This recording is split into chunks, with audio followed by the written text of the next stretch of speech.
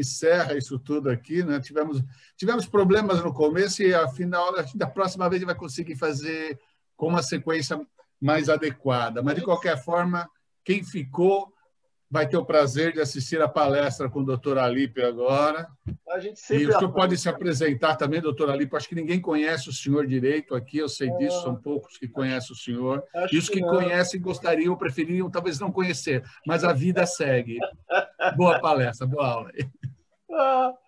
Gente, está aí os nossos contatos da equipe. Adicionem a gente, chamam a gente nos telefones, segue a gente para saber as novidades, os cursos, enfim. Sobre mim, especialista, mestre em dentística, doutorando em biomateriais, sou professor lá da Anhanguera, a gente tem curso de pós-graduação na FUNORTE, já tivemos curso no sindicato, já tivemos cursos nas APCDs, mas enfim, vida que segue, estamos por aí, né, gente? Deixa eu passar. Deixa eu sumir com essas coisinhas daqui.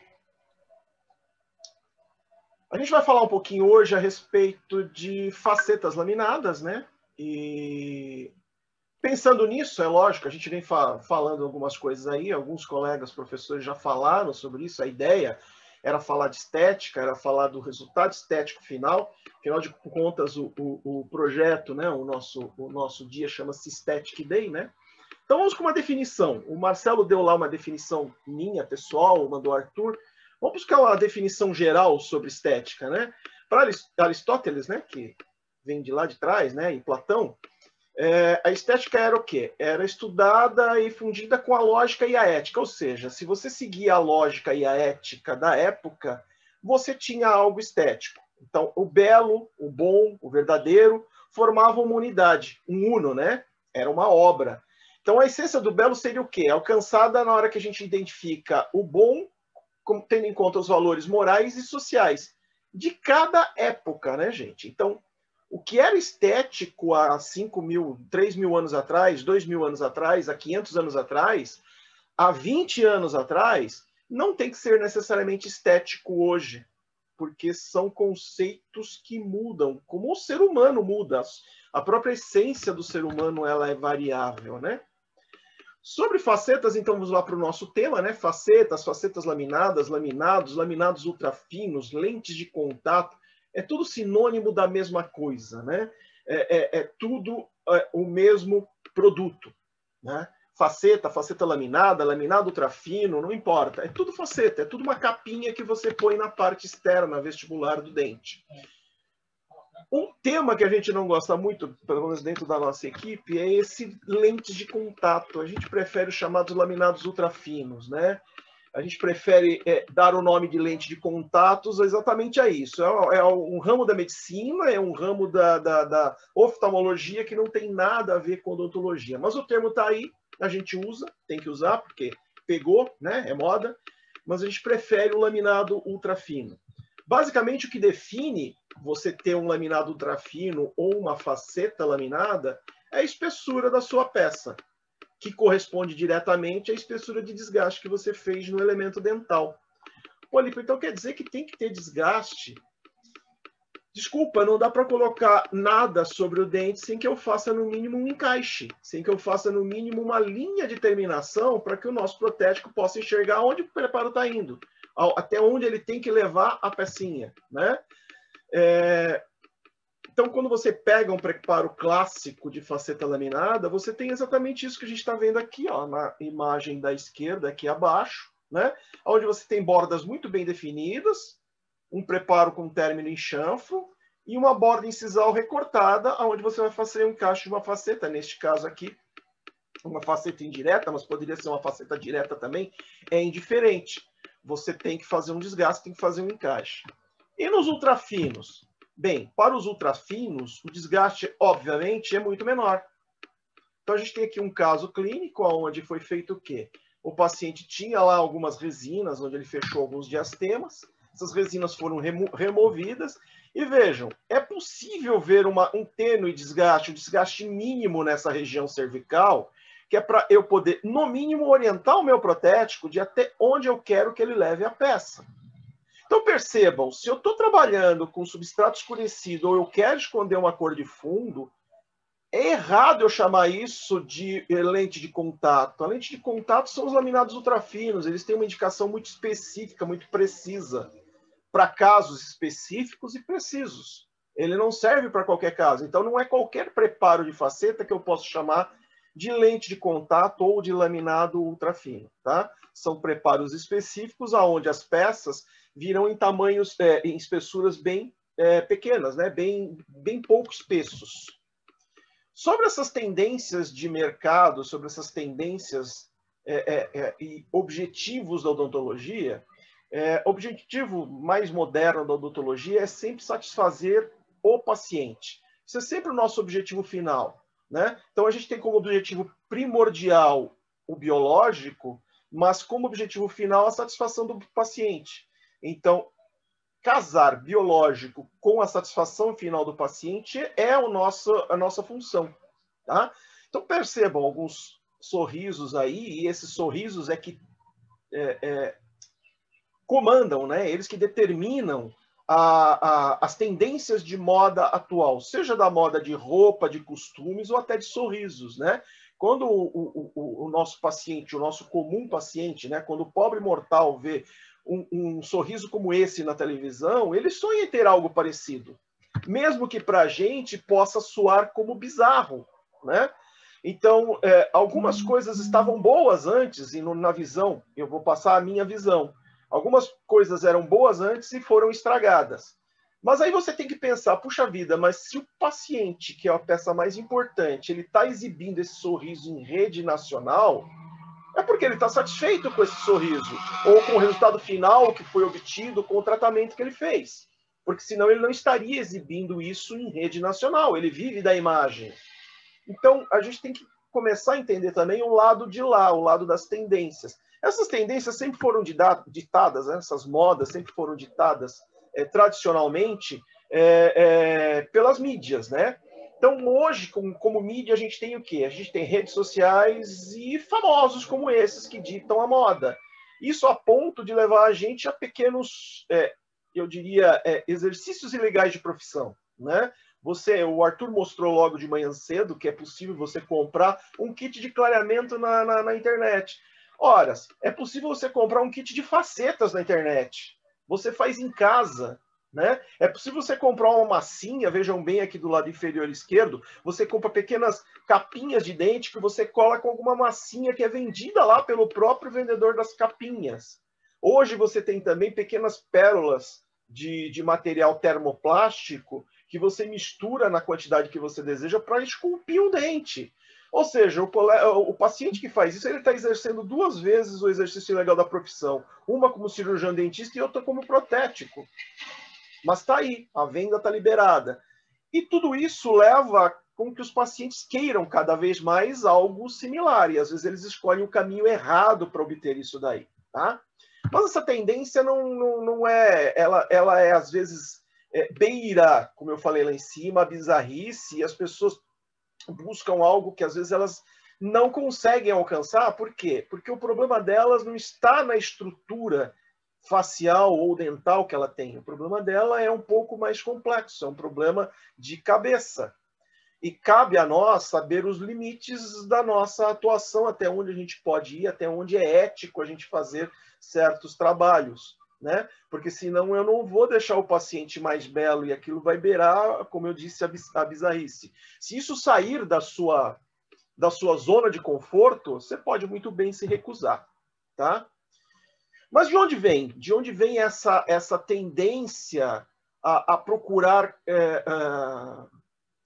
o estético em outras fontes, né? Como eu falei agora há pouquinho, né? As redes sociais hoje ditam as modas. E quais eram as redes sociais de antigamente? E quando eu digo antigamente, é muito antigamente, né? Década de 30, né? As redes sociais que você tinha era basicamente o cinema. Então, o cinema ditava as normas de padrão de estéticos da sociedade. Só que o cinema ele começou como algo mudo, sem apelo para o rosto, né? Mas na medida em que o cinema caminha para o cinema falado, o foco muda, ele deixa de ser o corpo da pessoa, você assistiu um filme inteiro de cinema mudo e entendia, e passa a ser o rosto. E na medida em que o rosto passa a ser o foco de transmissão nas grandes telas do cinema, obviamente um ator que tivesse um sorriso não muito bonito, ele seria ou excluído das filmagens ou ele se sentiria constrangido, né, de fazer certas tomadas lá na grande telinha. E como o mundo, né, é feito de grandes sacadas, a odontologia também é feita de grandes sacadas, e um dentista da época, o Dr. Charles Pincus, ele teve uma grande sacada, que foi o quê? Horas, por que não fazer capinhas para os dentes dos artistas aparecerem na tela? Mas qual era o grande problema lá de 1930, 35, 38, quando ele bolou um sistema para fazer capinhas? Era a adesividade. A gente viu aí, pela aula do professor Tarciso, que os sistemas adesivos modernos são bem jovenzinhos, né? Aí, no máximo 10 anos, que a gente tem esses sistemas mais modernos de adesão. Que tipo de adesão que a gente tinha em 1938? Nenhuma. Então, o que ele bolou? Ele bolou pequenas facetas que ele fixava na boca dos atores da época com fixadores de dentadura, né? O famoso corega. É lógico que isso daí não tinha uma função, né? Ele não tinha, são facetas que não tinham função, elas tinham apenas a função estética, elas não eram funcionais em termos de mastigação. E o que ocorreu? Ocorreu que então ele começou a fazer essas facetas para os artistas e isso acabou caindo no mundo, né? Caiu para a população em geral e as pessoas queriam as suas facetas sociais para ir em festas, para ir em eventos, enfim, aonde quer que eles precisassem mostrar seus sorrisos. Não demorou muito para a indústria descobrir que ela podia fazer esse tipo de sistema para venda nos consultórios. Então, gente, achar que esse sistema de facetas é novidade da odontologia dos anos 2020 é uma ingenuidade. Na década de 60 do século passado, gente, olha, você já tinha um sistema de facetas pré-fabricadas. O sistema Mastic vem lá da década de 60, 70. E você cimentava isso daqui com a resina que tinha na época, né? O Adaptic, para quem viveu essa época sabe disso, né? O Adaptic que era a resina utilizada para isso, tá? Mais recentemente, a gente tem alguns sistemas de carimbo de vestibular, como o sistema Uvenir, né, que não é o mote da aula, mas cabe apresentar aqui. São sistemas de carimbo, onde você tem a vestibular já pré-moldada, você faz o preparo do dente, coloca a resina no carimbinho, leva tudo em posição, remove os excessos, polimeriza e temos ali um dente com formato novo, com uma cor nova, tá? Mas e aí? O que é mais adequado para o meu paciente? Será que as resinas são mais adequadas ou as cerâmicas? Será que elas têm que brigar entre si? Para um bom profissional hoje, a gente sabe que na hora da cerâmica, cerâmica, na hora da resina, resina. Então, na verdade, a ideia é que ambas trabalhem concomitantemente, né? Tem pacientes que não têm indicação para cerâmica, tem pacientes que não têm indicação para resina, tem pacientes que não têm indicação para nenhum tipo de trabalho, essa é a verdade, né? Agora, tem pacientes que não podem abraçar o custo de uma cerâmica. E as resinas estão aí cada vez mais resistentes e esteticamente falando, cada vez mais próximas de um dente natural, e elas têm conquistado cada vez mais espaço na confecção desses trabalhos de facetas, tá? Vamos falar um pouquinho, o mote da aula não é esse, a gente está pegando mais na parte conceitual do que as facetas hoje nos oferecem, mas vamos falar. Preparo, sem dúvida o preparo de facetas, hoje sejam elas diretas ou indiretas, é o preparo mais conservador da odontologia, tá? Um preparo com boa preservação da vitalidade pulpar, né, e das estruturas periodontais, me trazem como consequência uma rigidez estrutural bastante interessante, tá? Então eu consigo, através de uma faceta colada na vestibular de um dente, aumentar bastante a rigidez estrutural deste elemento.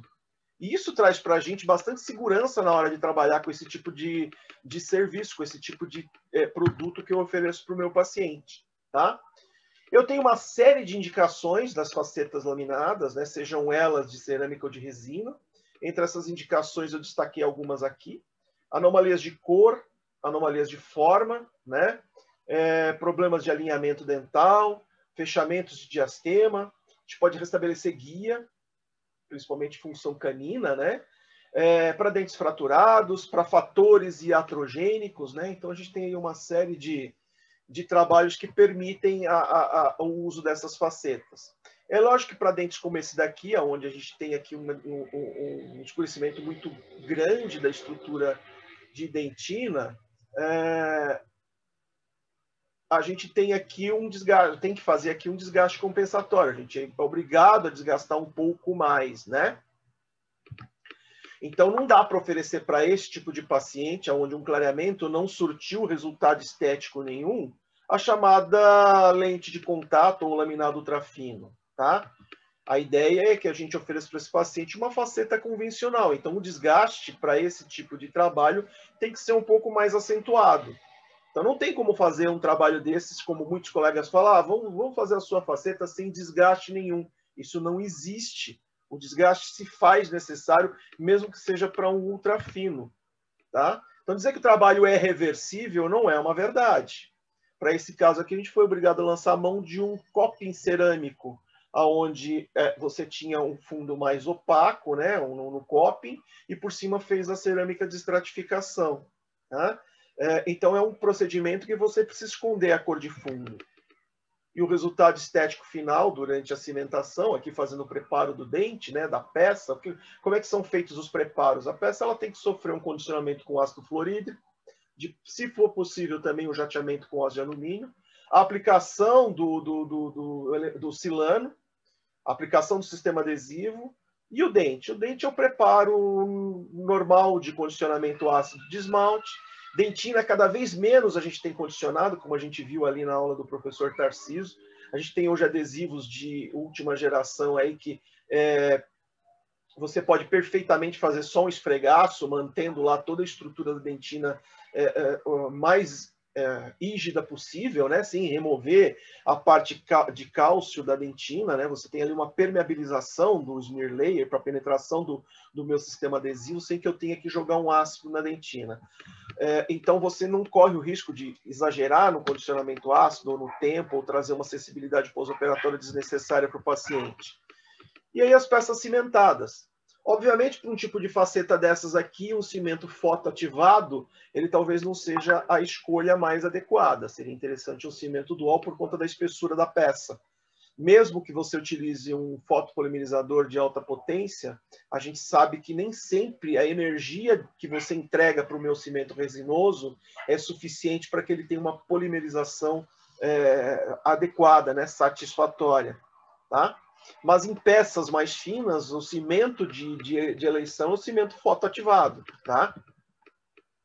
E está aqui, ó, o resultado final bastante estético, bastante satisfatório, logo na mesma sessão de trabalho. Outras formas, outras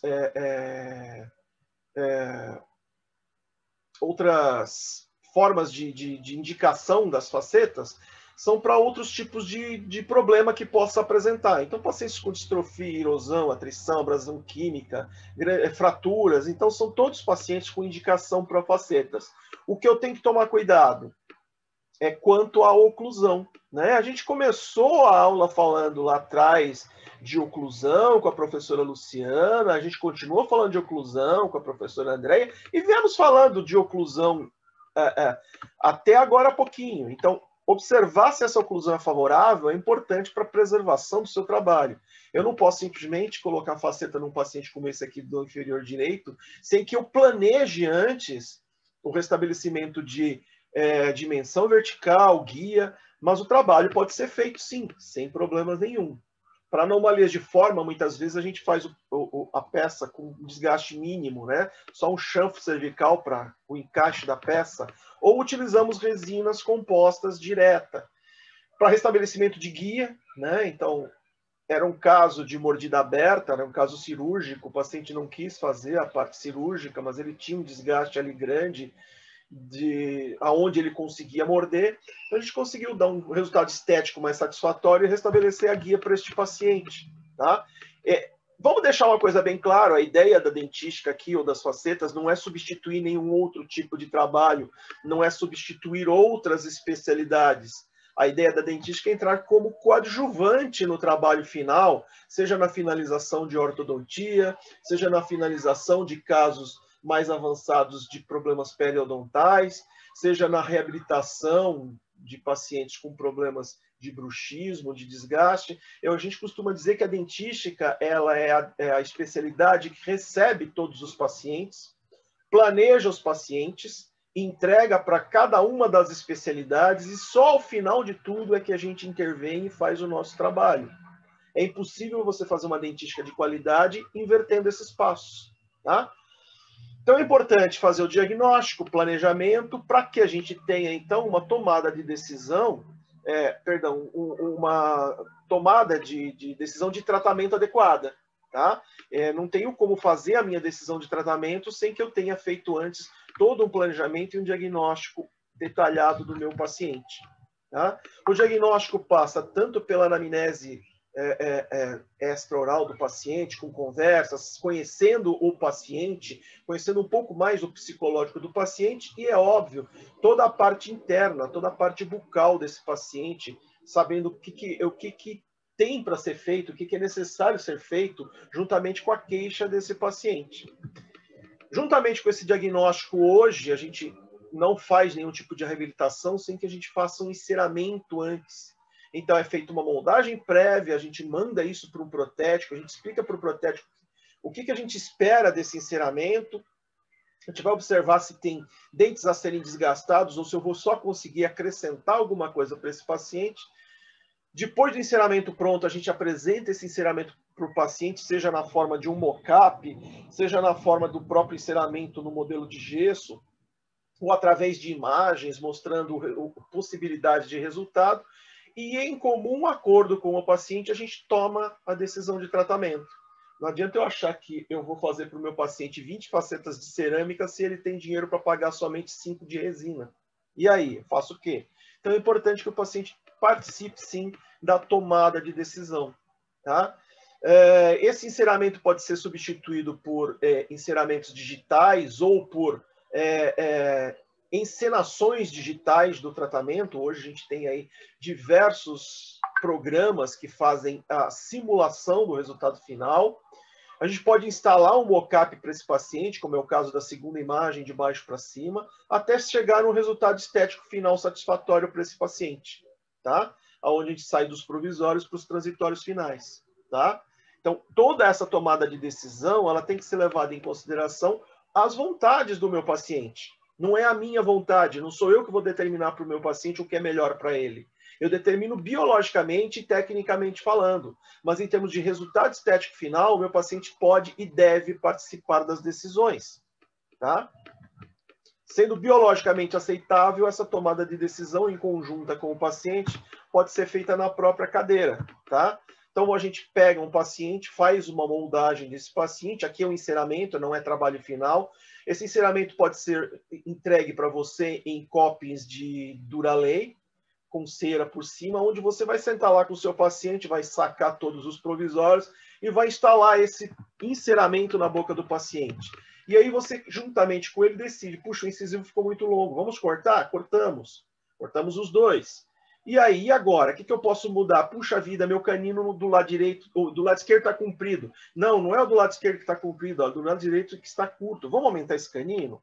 A gente faz o aumento desse canino, acrescenta então um pouco de cera ou resina, o que seja, e aí de comum acordo com o paciente, quando ele decide que está ok, a gente molda, manda para o laboratório e explica para o nosso protético, olha, é isso que a gente quer dessa estética, o resultado estético final. E aí a gente parte para a sequência clínica, tá? Que sequência clínica? De preparo, moldagem, se ela for indireta, ou preparo e restauração, se ela for direta, tá? Para restaurações indiretas, estas são algumas das características que a gente espera do nosso preparo. Margens visíveis, tá? Mas invisíveis quando você olha o paciente pela proximal, né? Espessuras de 0,1 a 1 milímetro, depende da região e depende do que você espera, e isso que determina se eu estou trabalhando com uma faceta ou com um laminado ultrafino. e se vou recobrir ou não borda em sisal. E aí o objetivo desse preparo é o quê? É manter uma espessura uniforme do meu trabalho, caso ele seja indireto, tá? Dentro da sequência clínica, para confecção em laboratório, eu moldo, de preferência uma silicona, né, dupla impressão. Eu confecciono o provisório, mando o meu modelo delimitado para o meu protético, escolho com ele o material, e aqui eu já vou adiantar. Se você optou por uma faceta indireta, o ideal é que você escolha uma cerâmica. Se é para fazer em resina, faz você mesmo, tá? O custo final é muito semelhante, tá? Prova, cimentação e ajuste. Então, vou fazer uma moldagem com material de dupla impressão. O provisório para facetas laminadas é feito com resina composta. Então, a gente vai aplicar um condicionamento ácido no centro do dente, uma gotinha pequena como essa que vocês estão vendo. A gente vai aplicar só uma gotinha de adesivo naquele centro e vai esparramar a resina por vestibular. Polipe, então quer dizer que o provisório para uma faceta laminada é uma faceta em resina? Exatamente. Eu não preciso necessariamente usar a melhor resina que eu tiver no consultório, né? Eu posso usar uma resina que está lá sobrando, com uma cor que seja socialmente aceita, eu não preciso fazer ela totalmente estratificada, afinal de contas é um provisório. Mas eu também não posso fazer algo que seja muito antiestético, porque o meu paciente tem uma vida social, tá?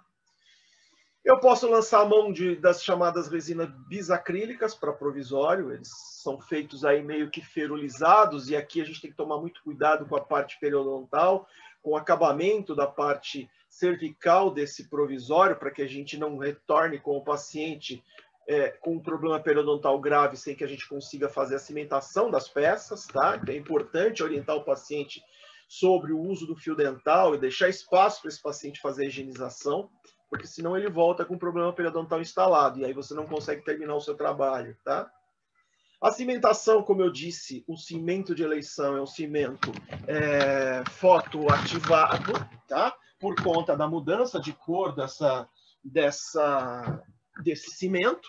Então, a ideia é que esse cimento seja fotoativado para que ele não sofra mudanças. A gente não quer ter dissabores. Então, o cimento fotoativado tem menos intercorrências com a mudança de cor do que os cimentos de cura dual ou químicos, tá?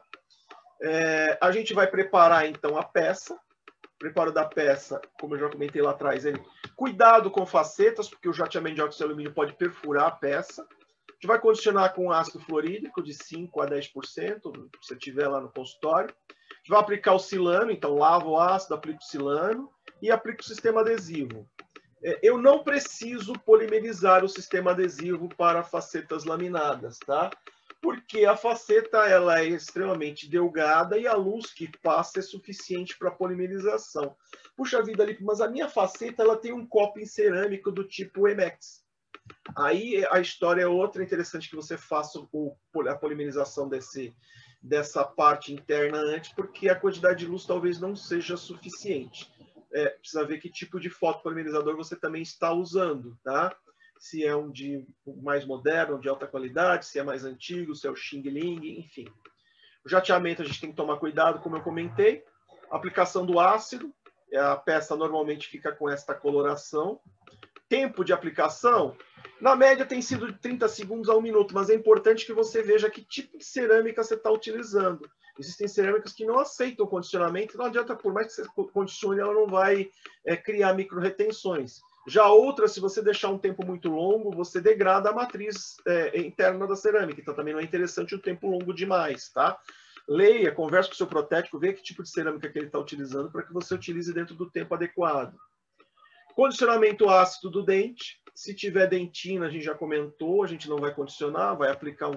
Não é que não pode aplicar, você até pode, se você tiver lá o seu sistema adesivo de 4ª geração, 5ª geração, você vai precisar de fazer uma aplicação de ácido, não tem jeito. Mas se você tiver um adesivo mais recente, esses autocondicionantes, eles são interessantes nesse caso, onde você tem dentina exposta, tá? E aí vamos partir para a fotopolimerização. Já tivemos uma aula de fotopolimerizadores muito bem dada pelo professor Mauro. Dispensa alguns comentários, tá? Então não vamos perder muito tempo falando sobre o tipo de fotopolimerização que você vai fazer, mas a gente ainda vai fazer um comentário sobre os fotos ali adiante, tá? Então vamos lá. Esse caso aqui foi executado já há alguns anos. O Mauro deve, se ele estiver online, ele vai lembrar desse caso. Eu costumo perguntar qual é o paciente mais difícil que a gente tem para atender no consultório. Todo mundo sempre fala. Faz tempo, hein, Anitta? Faz tempo, hein, Mauro? Você lembra desse aí, né? Caso difícil da gente conseguir, é o caso... Eu não tinha nem me formado ainda, é verdade. Não, né? E o que aconteceu com esta paciente? A gente costuma dizer que, assim, a gente pergunta em aula qual é o paciente mais difícil de atender. Todo mundo sempre fala família, né? O paciente mais difícil da gente atender é um colega, não é? O colega é chato, ele quer espelho, ele quer olhar, ele quer dar palpite, ele já chega com diagnóstico, plano de tratamento. Colega é difícil. Tem paciente mais difícil do que colega? Tem. Paciente colega, filho de colega. Tem paciente mais difícil que esse ainda? Tem. Paciente filho de colega, que seja colega, mas que o pai seja professor. E para piorar a história, era uma moça, jovem. Então, tudo que podia dar de errado nesse caso aqui, a gente tinha para dar errado.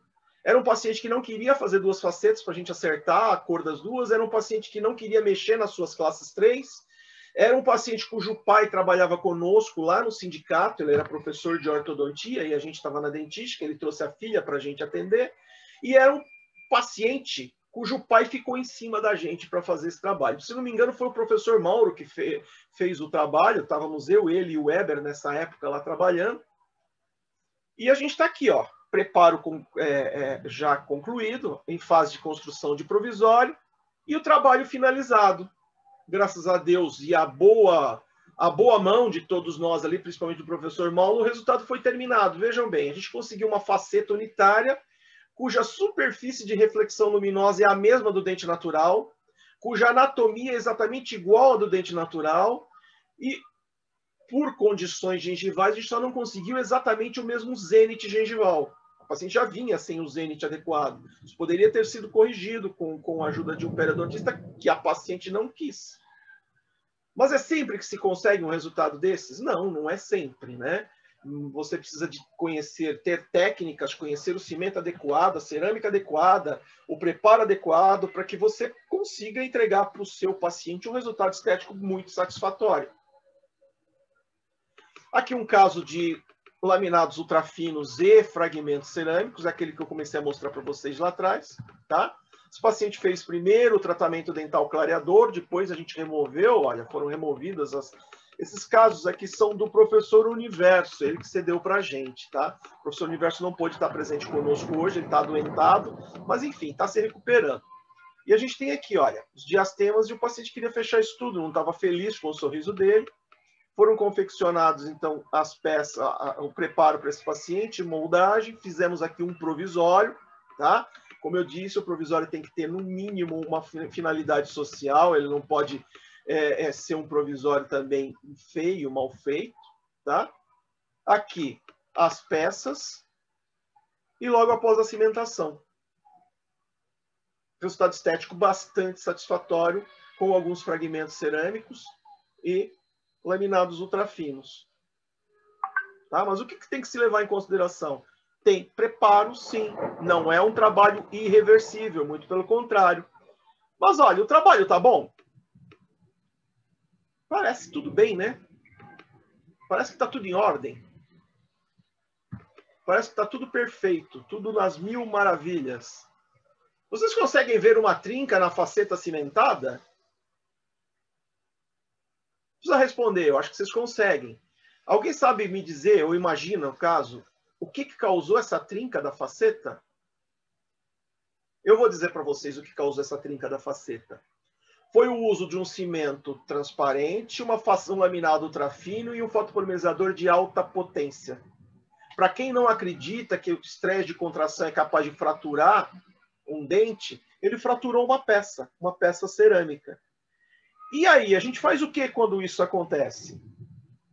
Bom, o meu procedimento seria, não afetou a estética? Eu aviso o meu paciente que ele tem uma faceta trincada, que naquele momento eu não vou mexer nela, e que o momento que ele quiser vir para trocar, a gente está à disposição para a troca dessa faceta. Pode ser que ele fique com isso a vida inteira sem que lhe dê nenhum problema, que ele não ligue, que não queira mexer. Pode ser que ele queira refazer a peça, é um direito dele, a peça, afinal de contas, foi fraturada. Mas naquele momento não é a hora de você tentar refazer nada ali, tirar e refazer, tá? O momento ali é de realmente dar um acabamento final e dispensar o seu paciente, mas é importante que você deixe claro para ele que a peça está trincada e que o momento em que ele achar necessário, conveniente, a gente está ali à disposição para refazer aquele trabalho. Não tem outra solução, tá? Eu sei que muitos de vocês estão aqui assistindo a aula para saber uma solução interessante para os seus pacientes, uma solução onde os seus pacientes tenham um alcance. A solução é sempre a resina, então às vezes as cerâmicas são impeditivo. Então vamos falar um pouquinho de resina, obviamente, né? As facetas de resinas estão aí, estão dominando o mercado, né? Tem colega, inclusive, dizendo que faz faceta de 20 elementos sem nenhum desgaste, que o trabalho é totalmente reversível. Pergunta para quem já usou aparelho. Colou o bracket com cimento resinoso. Para quem tem aí seus 30 e poucos anos. Vocês ainda têm cimento do bracket no dente de vocês? Com certeza tem, se a gente procurar com calma vai achar. Então, uma vez que o seu dente tenha sido condicionado e eu tenha colocado uma resina no seu dente, nada mais é irreversível, tá? Vai sempre sobrar um resto de resina, ou eu, na hora de remover, vou estragar o seu esmalte, vou riscar o seu esmalte, tá? Então, não existe trabalho irreversível quando se trata de resinas compostas e técnicas adesivas, tá? Eu sempre vou tirar um pouco de dente ou vou deixar um pouco de resina. No caso aqui, era um paciente com duas classes 4 enormes, é possível ver ali nos dois centrais, né? Foi feito um preparo clássico de facetas, a gente manteve lá na parte interna as resinas da restauração, porque elas estavam em perfeito estado. Foi feito o condicionamento ácido total aqui, a maior parte era dente, era esmalte, não era dentina. Foi feita a aplicação de um sistema adesivo. E foi feita aqui a técnica com o apoio da muralha. A gente fez o encerramento prévio, fez toda a anatomia prévia no modelo de gesso e estamos transferindo isso para a boca do nosso paciente. Com resina composta. Aqui a gente usa o que a equipe convencionou chamar de técnica histológica, que é o quê? Trazer da histologia dental para a boca todas as características de cor de um dente. Então, na parte interna, a gente sabe que é a parte interna que dá cor para o meu dente, que é a dentina. Então, a gente vai trabalhar muito com resina de dentina, um volume grande de resina mais opaca, né, que é a resina da dentina. A gente vai trabalhar por cima dessa resina de dentina com uma resina de esmalte, que é mais translúcida. E para recobrir tudo isso, a gente recobre com uma resina transparente. Eu poderia também usar a técnica clássica de estratificação, que seria uma resina mais cromática lá na cervical, um A3,5, por exemplo, um A3 para o terço médio, um A2 recobrindo isso tudo, na bordinha lá com uma transparente ou uma A1, tá? Também é uma forma de estratificação. Isso tentando copiar a natureza, copiar o natural.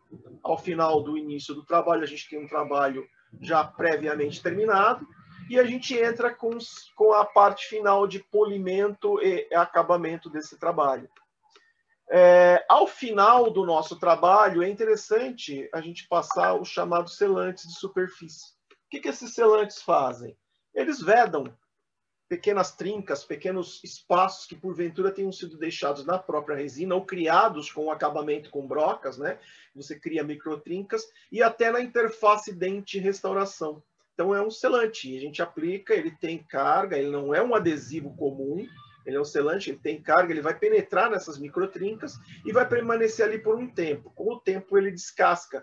Pô, Lipe, mas se descasca vai ficar feio, não vai? Vai, e é uma forma de você fidelizar o seu paciente, de chamá-lo de volta para a manutenção do serviço que você fez. É uma forma de você dizer para o seu paciente, olha, eu garanto que esse serviço vai durar mais se você estiver presente aqui para aplicar selante novamente daqui 6 meses. E o paciente retorna para você fazer essa aplicação. Né? O processo é simples, você vai aplicar um ácido sobre o dente, né? Você aplica esse ácido, você faz uma lavagem dessa superfície e aplica o selante nessa superfície. Ao final de tudo, você faz o quê? Você aplica o fotopolimerizador e você tem, então, o trabalho terminado. Tá? Desculpa. E aqui o antes e o depois do paciente, né? Entregando para esse paciente, então, um sorriso estética, dentro do que a gente chama de esteticamente satisfatório. Tá? Aqui mostrando que a gente pode fazer o chamado mapa cromático também, para fazer a estratificação da resina ou a chamada restauração histológica, fazendo o quê? A tomada de cor. Isso serve tanto para mandar a cor para o laboratório, quanto para a gente ter lá o nosso mapinha cromático no consultório, para poder fazer a restauração do meu paciente. Esse aqui é um slide do professor Arthur, né? E ele mostra aqui, olha, a estratificação clássica para quem, por exemplo, não tem um kit de resinas compostas com aquela diversidade imensa de cores. Ah, Lipe, eu tenho um kit mais modesto em termos de cores. Eu tenho como fazer? Tem como fazer. A gente faz a estratificação e aí de cervical para incisal. E a gente faz essa estratificação com o croma da resina, tá? A gente usa uma resina com uma pigmentação cromática mais intensa na cervical e vem fazendo o degradê de cervical para incisal, tá? Ou a gente trabalha com o nosso kit de múltiplas cores, onde você faz estratificação de dentro para fora. Para a gente encerrar, um caso clínico que eu costumo mostrar sempre no final das aulas, né?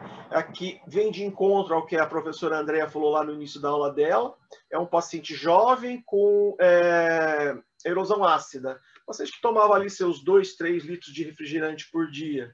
E ele perdeu aí toda essa estrutura de dente, de estrutura dental, né? Ele não mostrava mais o sorriso.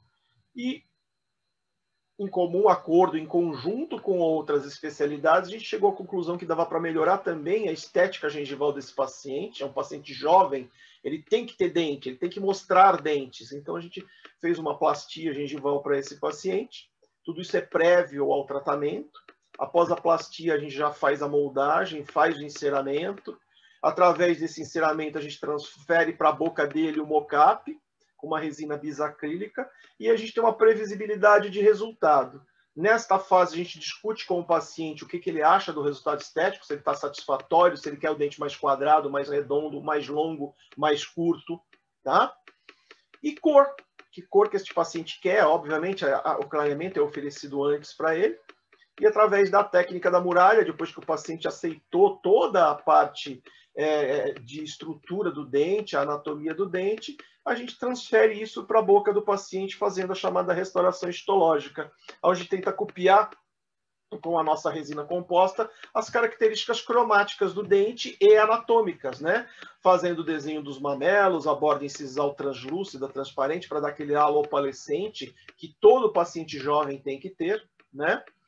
A gente faz a aplicação das camadas mais superficiais com um pincel. Nesta fase, muita gente reclama que a resina gruda, que a resina não, ela não fica pegajosa. Uma solução seria usar os modeladores de resina. Não use, em hipótese alguma, um adesivo de dentina, um adesivo normal.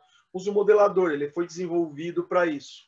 Então, a gente tem ali tanto os pincéis de pelo quanto os pincéis de silicone que podem ser usados nesse momento. Outra coisa que a gente tem que ter em mente é quanto de dente eu quero que apareça. Então, quanto mais dente eu quero que apareça, mais plana tem que ser a minha restauração. Então, eu vou determinar o quê? Zonas de reflexão luminosa. Ah, é um dente jovem, então eu também quero muita informação anatômica. Se é um dente jovem com muita informação anatômica, eu quero textura superficial. Então, vou desenhar onde eu quero textura, vou fazer pequenos desenhos, eu aplico aqui, estou aplicando um corante de comida aqui, normal, corante culinário, né? Vocês conseguem em qualquer casa de culinária. E aí a gente vê essas zonas de sombra, zonas de luz, e vê se os dentes estão parecidos em termos de anatomia, né? Os seus homólogos, né? Dando o acabamento e polimento final e o trabalho finalizado com resina composta. E aí muitos de vocês falam assim, puxa vida, Lipe, mas eu vim aqui para aprender com você a fazer restauração branca.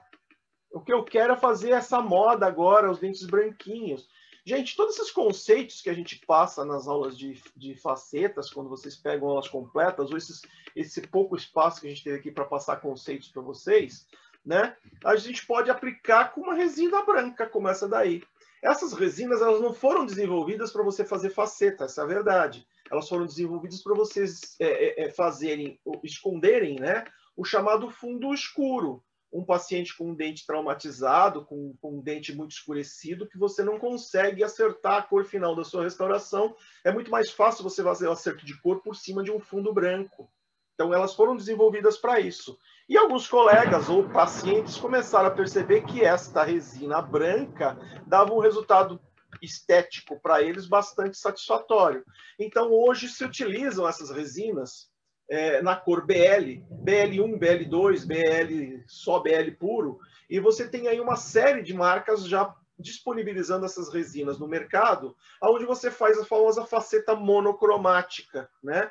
São alguns exemplos, né? A gente tem aqui exemplo de resina aí de 90, 100 reais, resinas aí aqui à direita de 200, 250 e resinas de 500, 600 reais. Tem resinas para todos os bolsos e todas essas aí têm essa famosa cor BL. E eu faço como, Alípio? Simples, você faz a faceta inteira com a cor BL. Se você quiser um brilho um pouco maior, aplica um transparente por cima, uma resina trans por cima, e dá o polimento geral, como a gente ensinou vocês a fazerem. Tá? Não tem muito segredo.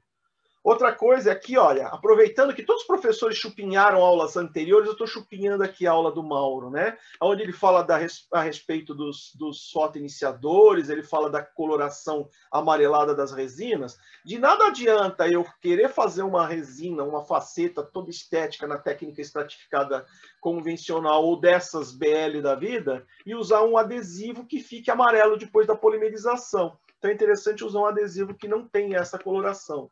E aí você faz o seu trabalho estético final de acordo com o que o seu paciente quer.